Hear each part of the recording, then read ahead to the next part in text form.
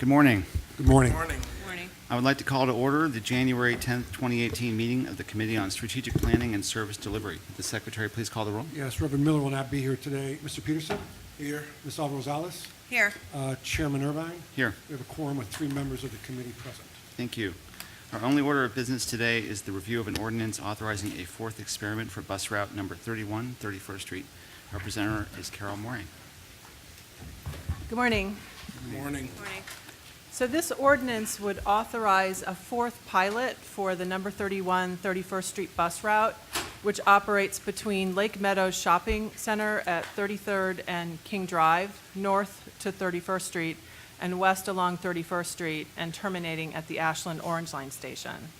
The route operates between 10 a.m. and 7 p.m. weekdays and has had an average ridership of 526 daily riders between October of 2016 and November of 2017. The target for the route is 830 rides. November was the strongest month for ridership yet, with an average of 674 rides. This route is heavily used by IIT students, and during periods of IIT breaks, ridership averages 284 daily rides.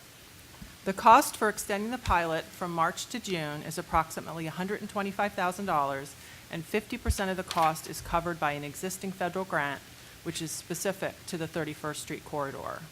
We are recommending an extension of the pilot to continue to monitor ridership growth and to work with the community to diversify the ridership base beyond the IIT community. I'd be happy to take any questions. Chairman Say, Peterson? Carol, I just wanted to know, how often do we get an opportunity to apply for these, the job access revenue, these grants? Unfortunately, that's a federal program which is no longer in existence. So these are old grant funds that we're using up. Oh, okay. And they didn't replace it with anything else to do these types of pilots? No, they did not. Oh, okay. Carol, could you just talk a little bit about the recent marketing efforts on this route? Sure. So there's a couple things going on.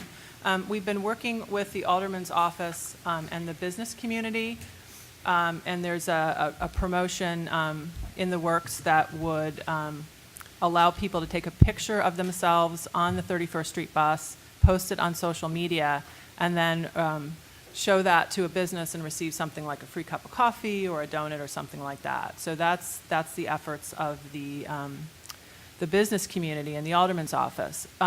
We've also been meeting with senior centers, both through the Hope Center. They were here at our last board meeting, as well as the Coalition for a Better Chinese American Community. We'll be meeting with that group again next week. Thank you. Any idea why the jump in November? I'm a little curious because you've got Thanksgiving and it's, school's out. I'm a little bit surprised why the jump in November. Yeah, I mean, it's a really good sign, which is why, we're asking for an extension of the pilot to June. Okay. And I know we talked yesterday, but you're also going to be expanding some of the other groups that you're going to be reaching out to. Is that Right, you had mentioned specifically the Bridgeport Alliance, as well as the Chinese Chamber of Commerce, and Right. we'll be looking to reach out to those organizations as well. okay? And then the businesses that we're working with right now, those are all along the route. Yes, they are. Are there any other questions for Carol? No, thank you very much for bringing this in. Thank you. If there are no further questions, may I have leave to place this item on the omnibus for board approval? So moved. Second. Secretary, since there is no further business to come before this committee, may I have a motion to recommend board approval of the omnibus? So moved. I'll second. Would the Secretary please call the roll? Yes, Mr. Peterson? Yes. Ms. Alvarez-Rosales? Yes. Chairman Irvine? Yes. That motion is approved with 3 yes votes. And finally, may I have a motion to adjourn? So moved. All in favor, say aye. Aye. Aye. We are adjourned. Thank you.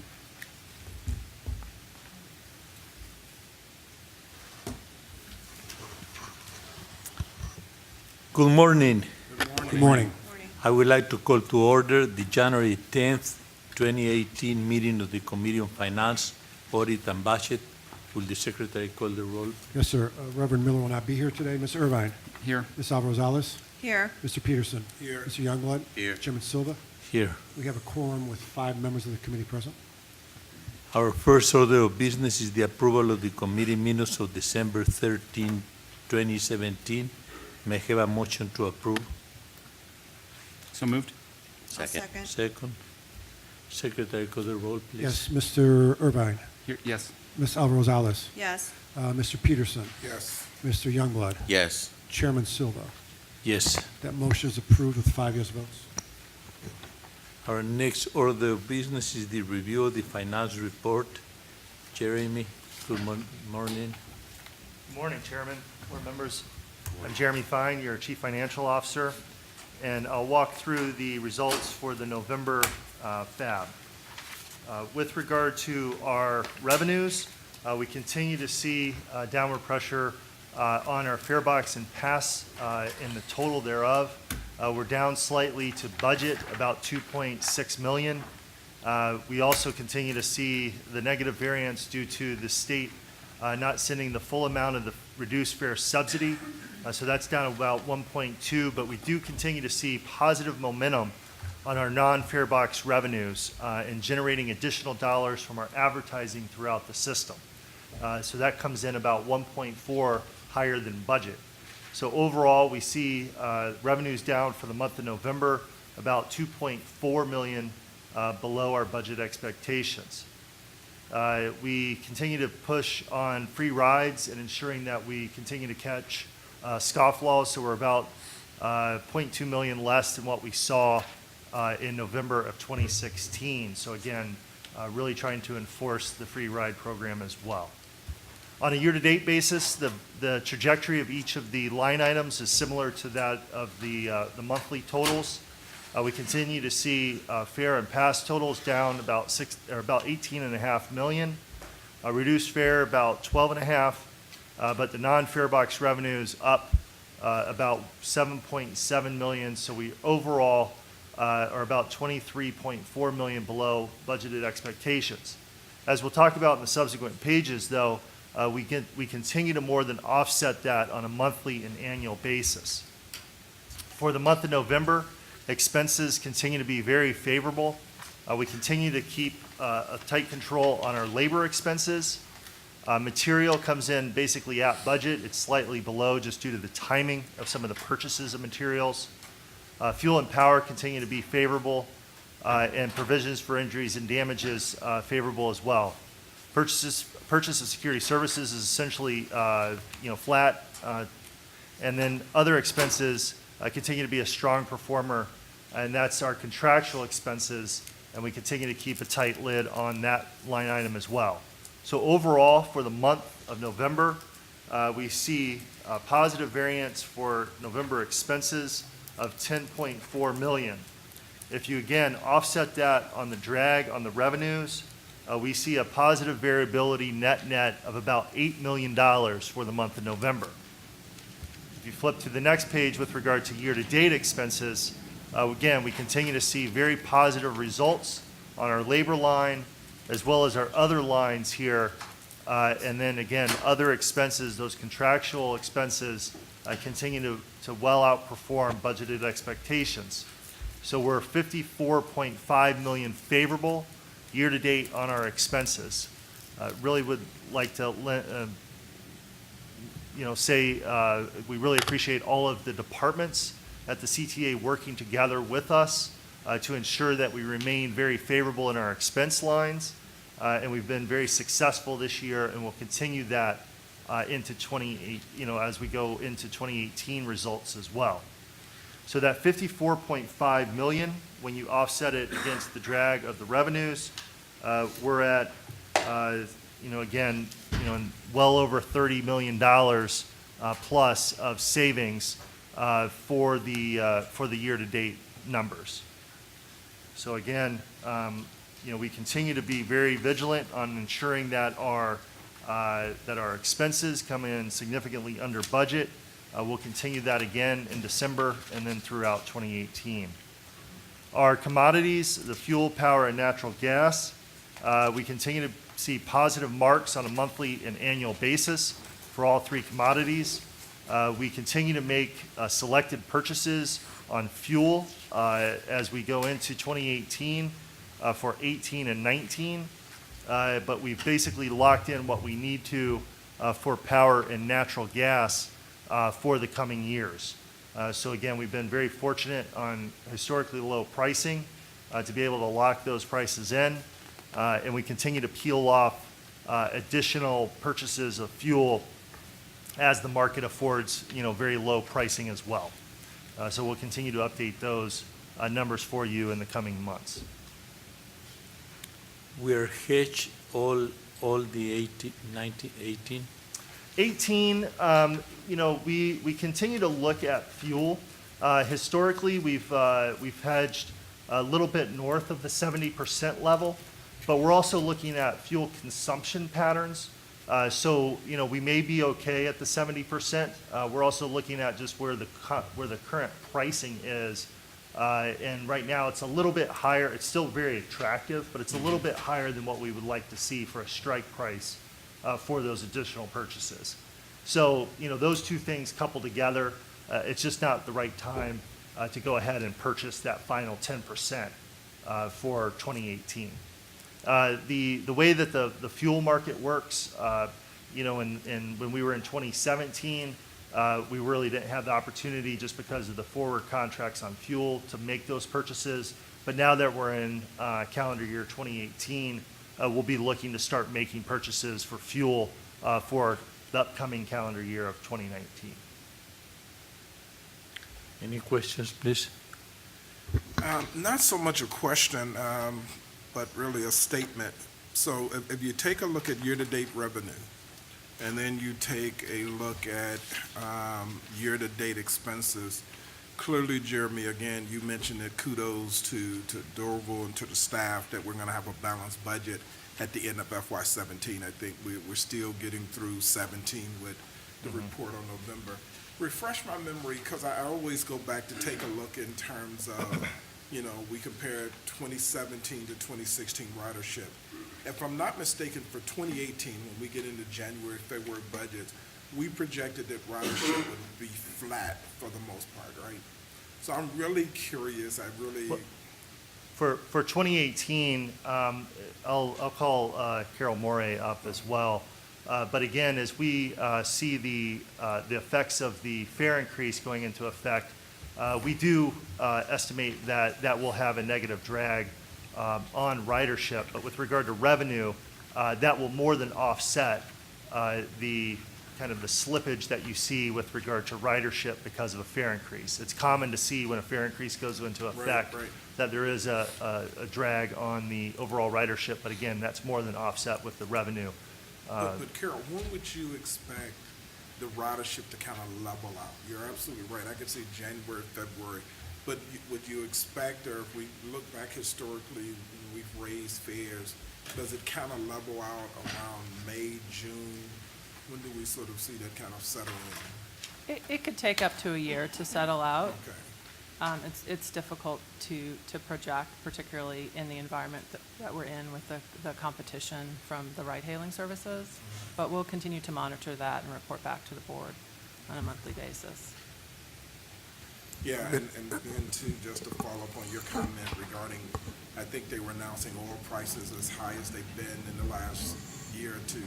So speaking to your point about not locking in that last 10% as well.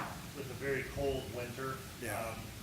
Again, we'll be looking at selective purchases as we move forward to ensure that we lock in at the best price. But you're exactly right. You see kind of a heating up of the economy, which will be good for our revenues hopefully next year, this year. And then, again, with the cold winter, you start seeing some of those commodity prices skyrocketing based on kind of, historically low temperatures, on the coasts in particular. Yeah, I just wanted to follow up on the ridership conversation. Obviously, the other thing that we're going to be addressing in 2018 is a much more aggressive approach to how we bring ridership back, both in terms of marketing and services and pursuing opportunities where we can to partner with businesses and other things. So we hope that will also have some mitigation on the ridership loss. How that ultimately impacts our overall ridership, I think, is a story still to be written. But we're certainly not just going to sit here and just watch the ridership decline and just, throw our hands up. We're going to be very aggressive in identifying strategies where we think there are opportunities for CJ to leverage its resources and infrastructure to the way they can bring ridership back.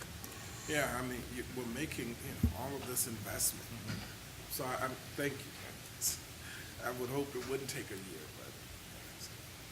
but. Jeremy, I got a question. For the non-fare box revenue, that seemed to be like a bright star throughout the whole year, kind of carrying somewhat the lag on all the other revenue that was declining. Do you foresee that continuing to be the positive moving over to 2018? Yes, as President Carter indicated, we'll continue to make efforts not only for new riders, enhancement of our current ridership, but also looking at some of those other contracts that we have, whether it be with Intersection for advertising, to continue to expand the platform. And what I mean by that is that we have a lot of space out there in the public domain. We've been able to expand the number of urban panels and platform panels that's allowed us to grow that revenue line. We'll continue to look for new and innovative ways of advertising that's not obnoxious to our customers, but again, provides them information and again, provides us additional revenue. So yes, we will continue to, vigorously promote, the expansion of our non-fare box revenues, because that's something that we can control directly. So that's really something that we can determine our own destiny, so to speak, with regard to that line item. So yes, I'd like to see that grow considerably as we go into 2018. I would imagine, that we're doing, the new technologies way of advertising, the digital. Yes. That gives a lot of, Yes, so we continue to work with Intersection, who's our partner on, for solicitations of advertisers and doing more innovative things. We're having a rollout of, one of the things that we'll be rolling out here, is, more, hopefully some kind of interactive advertisements and things that, that are more exciting and could potentially provide additional revenue to us. So yes, we will be looking at technology and what kind of technology, what kind of projection that you could use for advertisements and things like that, as opposed to just kind of the static or electronic billboards that you're used to seeing. So again, we'll be looking at all kinds of things as we move forward into 2018. any questions? No, I guess the only, and I thank you for the fare box, because I had that as part of my question, so appreciate that, and I'd love for us to really keep an eye on that, because that does seem an area of growth and potential. But you mentioned something with regards to, on the expense side with regards to material. You said timing of purchase made a difference. Could you explain that? Sure. So, we have kind of an estimate on when we would buy certain materials, whether they're parts or salt or, anything that we purchase as an agency. We have, to make basically hopefully a scientifically based assumption of when those expenses would come online based on prior experience. But, from month to month, there may be a little bit of a jump here or there, positive or negative, based on the timing of some of those purchases. So, again, and it's just slightly under what our budgeted expectation was for November. But again, that just really has to do with that there was a little bit more ordered in November, which was, offset by prior months' positive variance because we didn't order some of those. Year to date, we're doing fairly well. But Yes. because of the For month, year to I date, we see. continue to well exceed our expectations, but for the month of November, it really has to do with what our projection was for the purchase amounts for November versus where they actually came in. Got it. Thank you. You finished December already, or you are close to finish? We're close to finishing the books, but we are not finished yet. So Have any idea how we did? I don't want to speculate on Okay. that. That's all right. That's fine. Well, Jeremy, one of the things that I think we can not speculate on, but we know in terms of materials, clearly we've had more snowfall this year than last year. clearly you're buying more windshield washer fluid this year. I mean, you can just, when you talk about materials Right. and you look at what has happened this year versus FY, 17, and it's one of the things that we talked about. I mean, we had a run of 2 to 3 years of just incredible winters, Yes. in terms of snow and just other things that we didn't have to purchase. But you can see, I'm just thinking, yeah, it's gonna be 50 or 60 today, but then they're talking about 10 inches of snow on Sunday, Yes, yeah. so.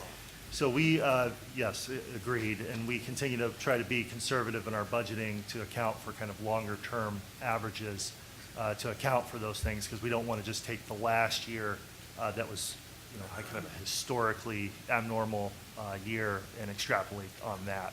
Yeah, I think the last few years have been outliers, but Yes, yeah. with the temperature dropping to 29 and all of the rain moving from the west coast here, there you get the 10 inches of snow that's coming this weekend, or whatever. Yeah. Any other questions? There are no questions. Thank you. Thank you. Our next order of business is the review of an ordinance authorizing a co-promotional advertising trade agreement with Bank of America for the 2018 Bank of America Shamrock Shuffle. Mike and Thank you, and I'll be joined by Mike Gwynn, the Director of Revenue. Good morning, Directors. Mike Gwynn, Director of Revenue. Presented for your consideration is a co-promotional agreement with the Bank of America for their annual Shamrock Shuffle, which this year will be held on the 25th of March. This is the 14th year that CTA has partnered with the organizers of the Shamrock Shuffle to promote the event. This year, CTA is providing $25,547 in unsold advertising on buses and trains in exchange for an equal amount in promotional value from the shuffle. This value to CTA will include sponsorship recognition in the participant guides, both print and online, web pages, and all the emails that they send out for the event. We'll also have the Community Connection bus on hand for the event to offer personal interaction with participants. This promotion will not only encourage current CTA customers to use the CTA for non-work related trips, but also has the potential to encourage tourists, new customers, and any of the estimated 1.5 million participants in the event to use CTA to follow runners along the race and access other Shamrock Shuffle events. I'm happy to answer any questions that the committee has. any questions? There are no questions, Mike. If there are no further questions, may I have you to place this item on the ordinance for approval? So So moved. moved. Second. Second. Thank you. Thank you, Mike. Our next order of business is the review of an ordinance authorizing an intergovernmental agreement with the Chicago Park District to license property for 6 bus turnarounds. Carol? So the CTA currently operates 6 bus turnarounds on property that's owned by the Chicago Park District. They're located at Fullerton Parkway and Cannon Drive, Harrison Street and Central Avenue, LaSalle Drive and Lakeshore Drive, North Avenue and Clark, Pulaski Road and 81st Street, and 63rd Street and Hayes Drive. The CTA has negotiated a license with the Park District for the turnarounds for a term of 10 years with 3 automatic 5-year renewals. The license is at no cost to CTA. Under the terms of the license, the CTA must provide insurance and maintain the licensed areas. The turnarounds serve bus routes on Fullerton, Harrison, Roosevelt, Central, North Avenue, Pulaski, and 63rd Street, and the number 134 and number 143 bus routes, which provide express service between the North Lakefront and downtown, and all of them are needed for service. I'd be happy to answer any questions. Any questions?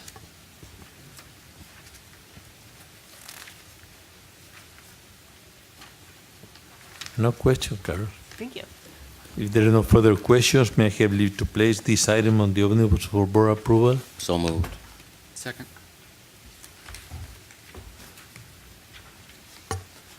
Our final order of business today is the review of 9 purchase and sales award recommendations. Presenter Ellen McCormick. Ellen, good morning. Good morning. We will start with contract numbers A1 through A4.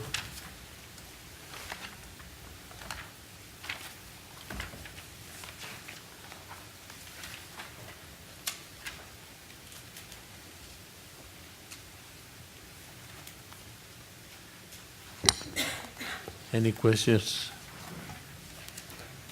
Let's move to contract number B1. Any questions?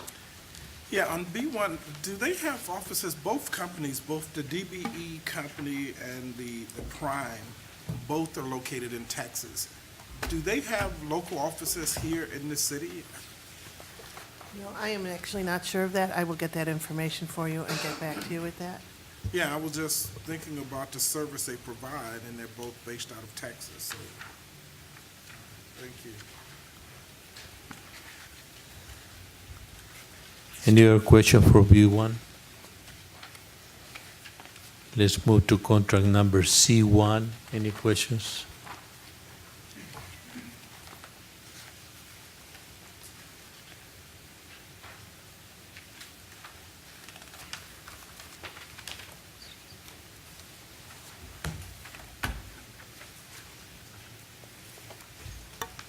Any questions to C1? No questions C1. Let's get to contract number G1 through G3.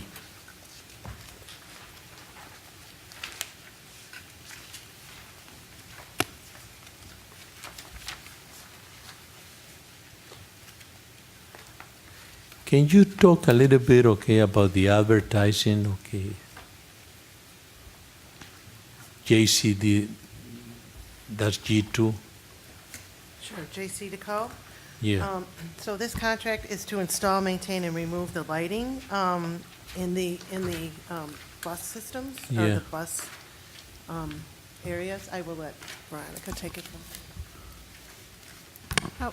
We have a relationship with J.C. DeCo to actually have our bus tracker signs on their shelters, so that's what this contract allows us to do. They also, as part of their regular maintenance, you know, when they're out servicing the shelter as a whole, they'll help clean, you know, the signs and notify us also of other. Is that contract done with the city also? I mean, the city, The city is the one responsible for those shelters. They have the direct relationship with the city, then they have a contract with us to allow us to put the bus tracker signs on there. but you negotiated at the same time? I With the don't city? believe so. No, No? this is a separate contract between us and J.C. DeCo. However, we do work with the city as well, but this is a contract we have directly with them. I believe this is a contract we put in place when the bus tracker technology was then implemented, which didn't coincide with the time that bus shelters were put into place, and it basically allowed us to put that technology on the shelters with the understanding that they would maintain that infrastructure as they maintain the bus shelters themselves. Any other questions? And just for the record, I'm Veronica Alanis, Chief of Strategy, Data and Technologies. Yeah. If there are no further questions, may I have leave to place these 9 contracts on the omnibus for approval? So moved. I'll second. Since there is no further business to come before this committee, may I have a motion to recommend board approval of the omnibus? So moved. Second. May I have a second? Will the secretary call the roll, please? Yes, Ms. Irvine. Yes. Ms. Alvarez-Rosales. Yes. Mr. Peterson. Yes. Mr. Youngblood. Yes. Chairman Silva. Yes. That motion is approved with 5 yes votes. And finally, may I have a motion to adjourn? So moved. Second. We're adjourned.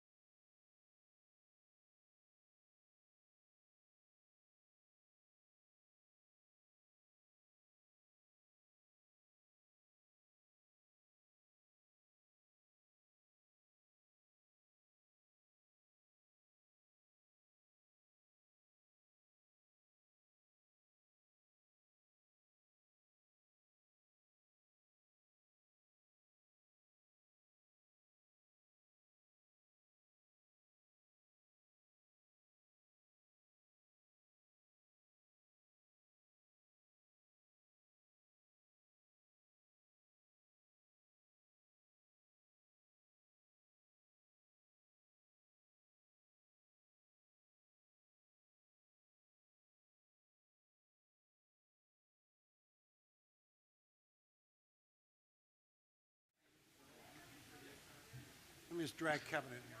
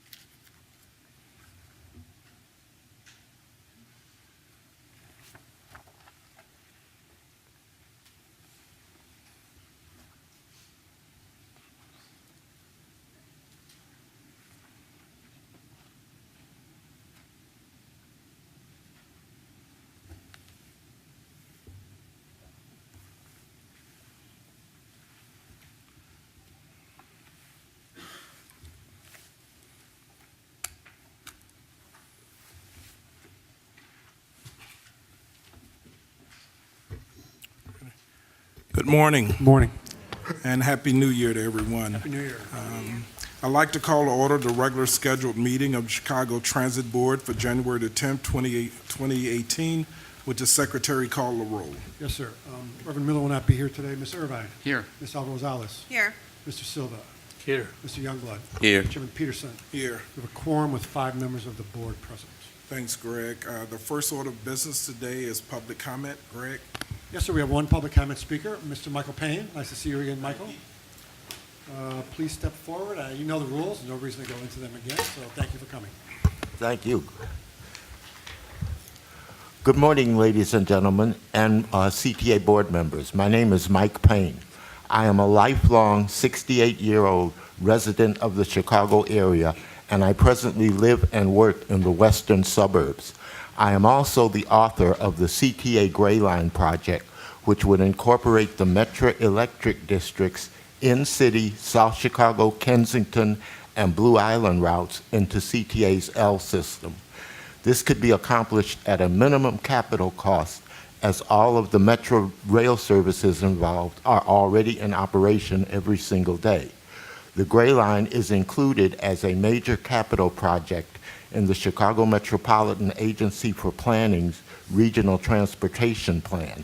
It is RTP ID number 01-02-9003.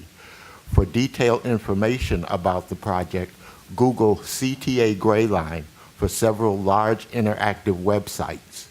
Recently, candidate Chris Kennedy announced his campaign for governor of Illinois, with one of his goals being creating jobs and improving economic conditions for minorities in Chicago and statewide. Mayor Emanuel subsequently asked if Kennedy had any solutions for those issues. I have been lobbying for the Gray Line since 1996 and have addressed Metro, RTA, and CTA boards many, many times, and I will be addressing the Metro and RTA boards next week, but it has been totally ignored up to now. I believe the Gray Line would create 10,000 new permanent jobs and billions in new economic development in minority communities on Chicago's South Side. It does seem that there is disinvestment in minority communities as opposed to other parts of the region. Mayor Emanuel brought in Elon Musk to find a way to improve transit from downtown Chicago to O'Hare Airport, but he didn't ask Elon to look over other possible area transit improvements. The mayor is building a multi-billion-dollar Brown Line flyover north of Belmont Avenue to prevent train delays that could easily be accomplished with a cheap track realignment instead. He is also, of course, advocating extending the Red Line from 95th to 130th, but that could take years before the trains are actually running, and it also duplicates the existing Metro Electric Gray Line facilities for $2 billion plus.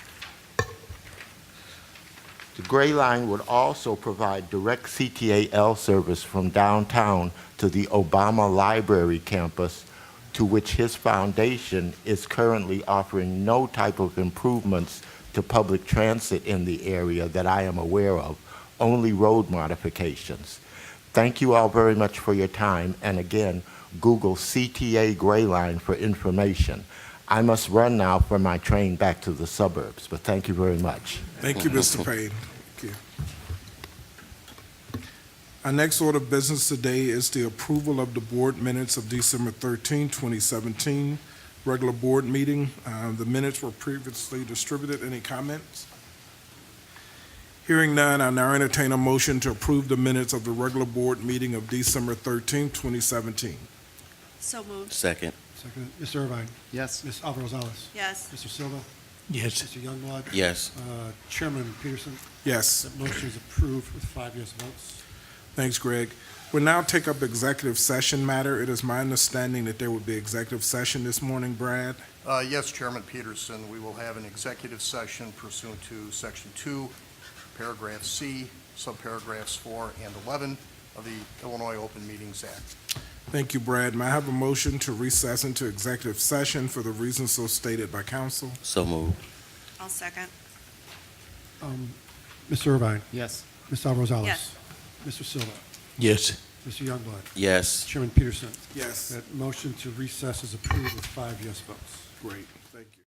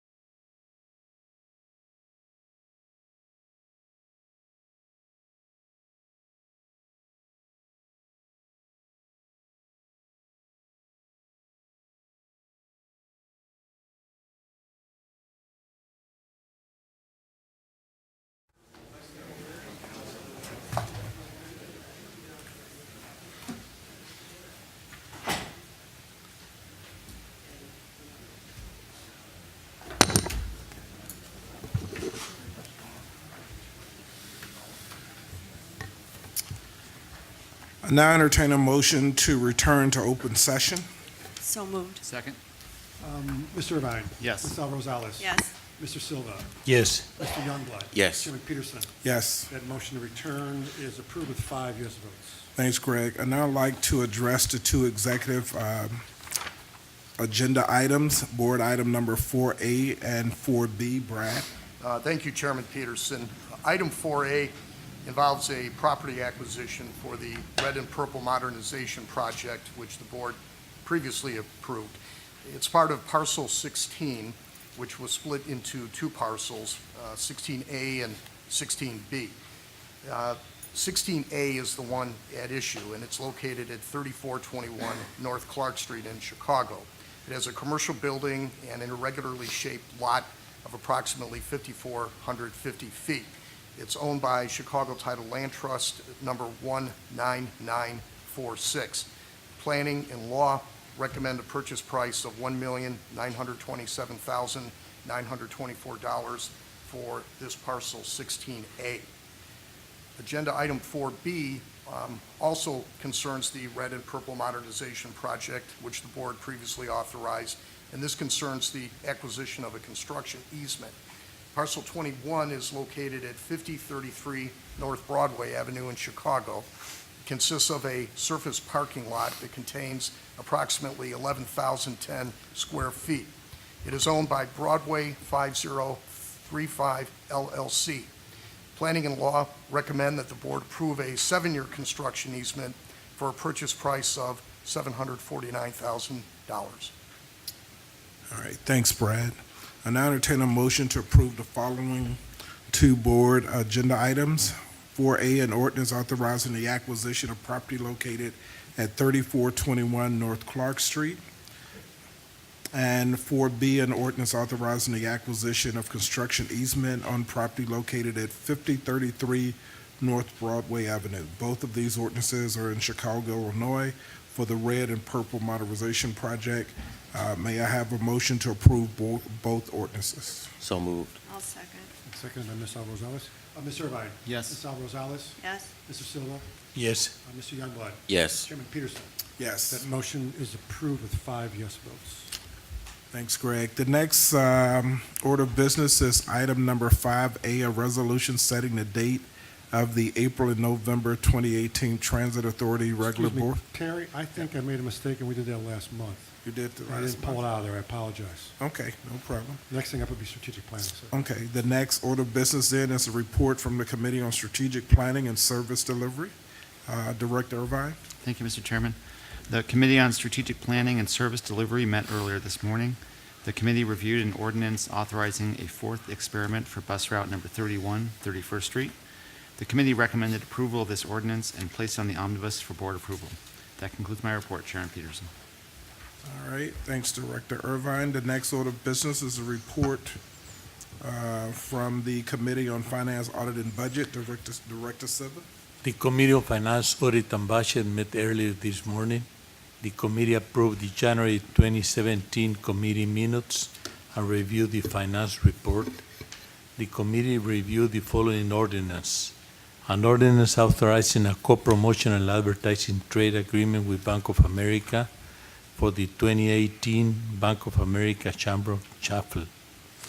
And an ordinance authorizing an intergovernmental agreement with the Chicago Park District to license property for 6 bus turnarounds.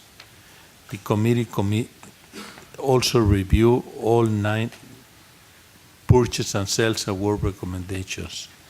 The committee recommended board approval of the 2 ordinance and the 9 purchase and sales award recommendations. The committee placed the 2 ordinance and the 9 purchases and sales award recommendations on the Omnibus. That concludes my report. Thank you, Director Silva. I now have a motion to approve the omnibus as stated by Director Irvine and Silva. So moved. I'll second. Second. Mr. Irvine? Yes. Ms. Alvarez? Yes. Mr. Silva? Yes. Mr. Youngblood? Yes. Chairman Peterson? Yes. That motion is approved with 5 yes votes. Thanks, Greg. The next order of business is a construction report. Chris?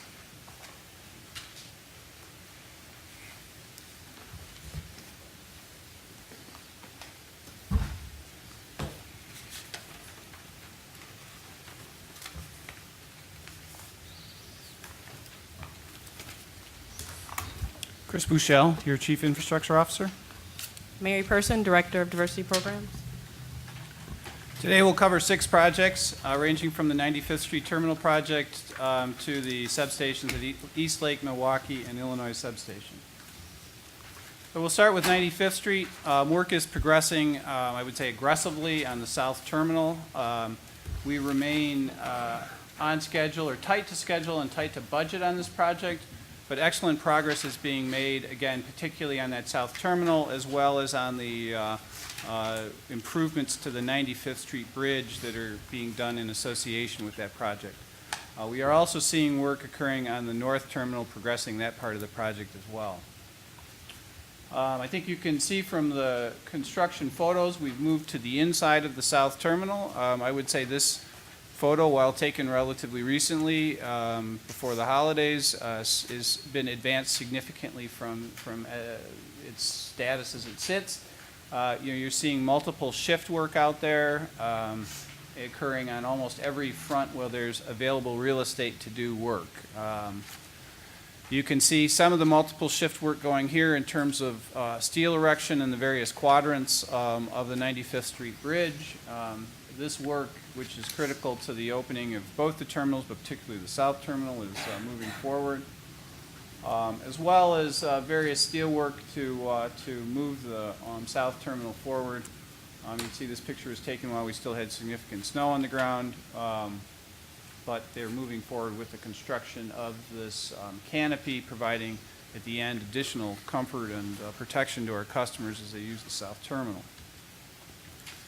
The Wilson Transfer Station on budget and on schedule. You can see that we're I won't say substantively complete. That sort of confers a particular milestone, but the station is being fully used. All the auxiliary entrances are open. It is an accessible station. What really is getting done here, and there has been some impacts due to the cold weather over the last couple of weeks, is completing some of the masonry on the Gerber building. This is sort of the first public photograph of the Gerber with a substantial portion of its clock tower up. Be the first time that when that clock tower is up, the clock is in there, that it has seen a timepiece in a long time. So that work is progressing, albeit some challenges due to the weather. We're taking full advantage of the warm-up to install as many of the masonry pieces as we can up there. Sunnyside, most of you are familiar with this. This entrance has been opened up, looks great. Services kind of the development to the south of Wilson is already, I think, a very popular addition to the station by virtue of its use by the community. Platforms and then the entrances or exits down to that Sunnyside auxiliary. Quincy Loop Station project continues tight to both budget and schedule. It is a smaller project in general, TIF funded. It includes accessibility as well as renovations to a historic station.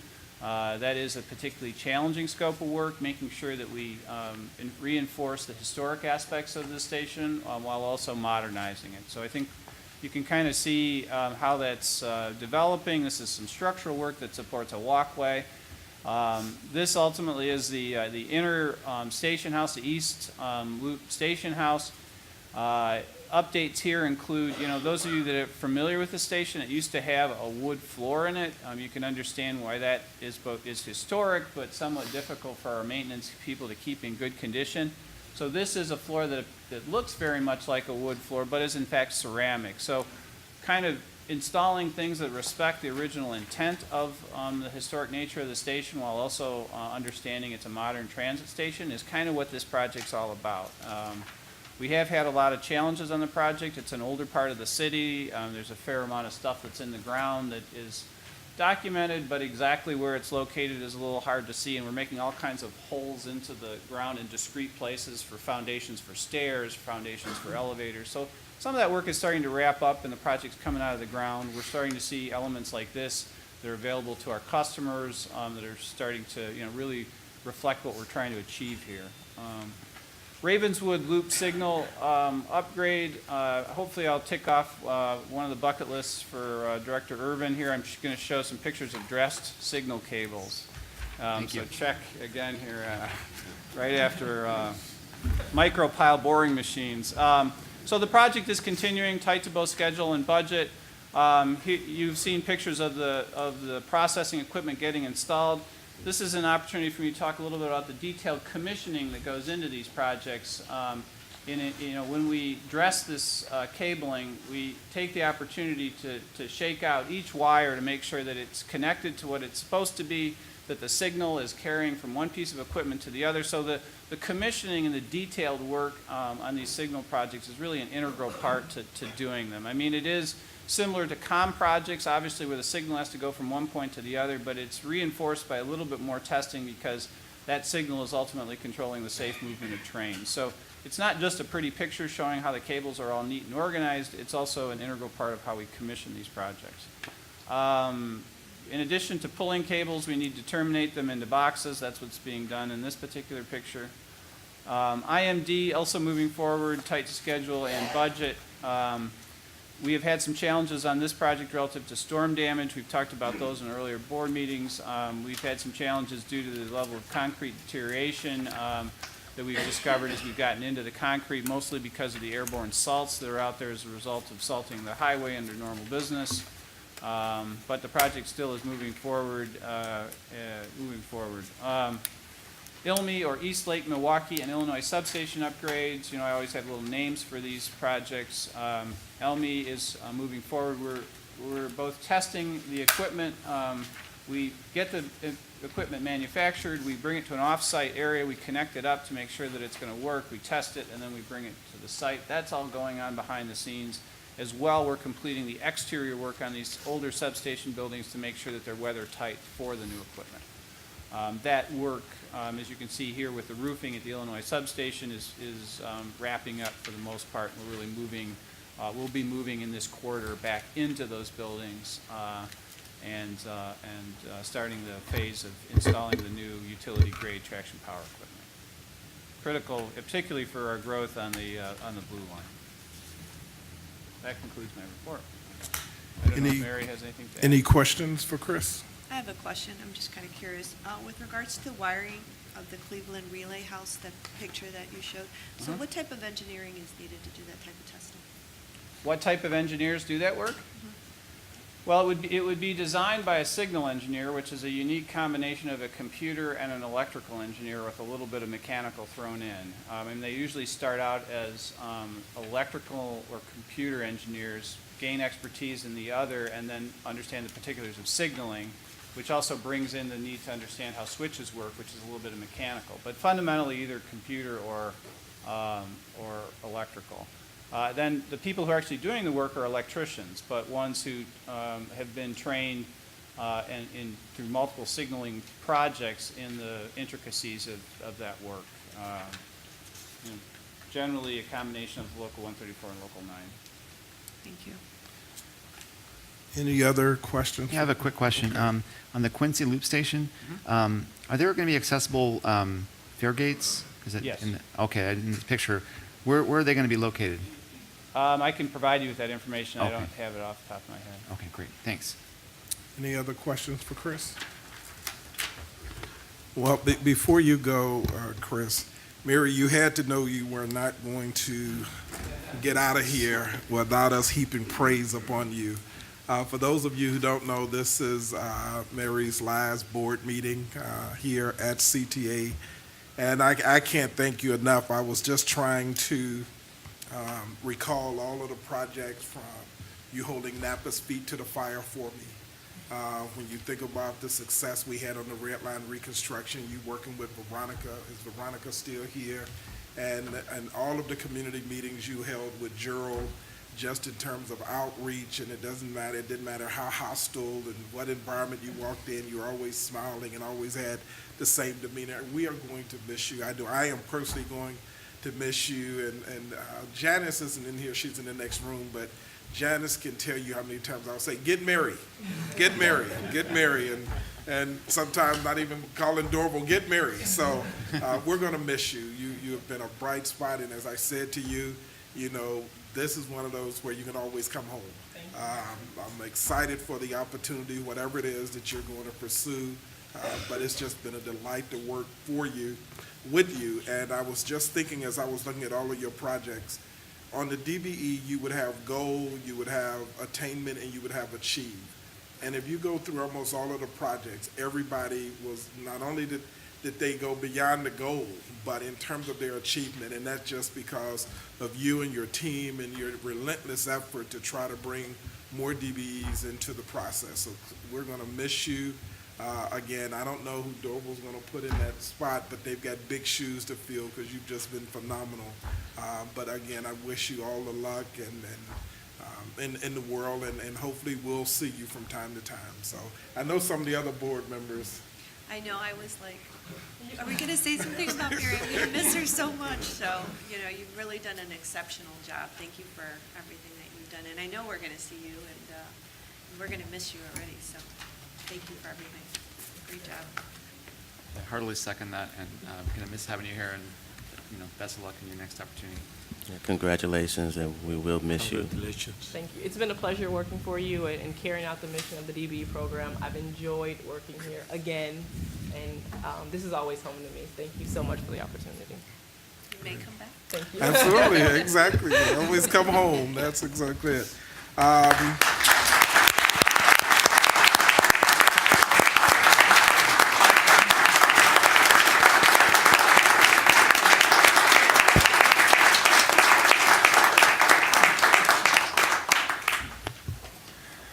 All right, if there's no questions for Chris, Greg, is there any new business to come before the board? No, sir.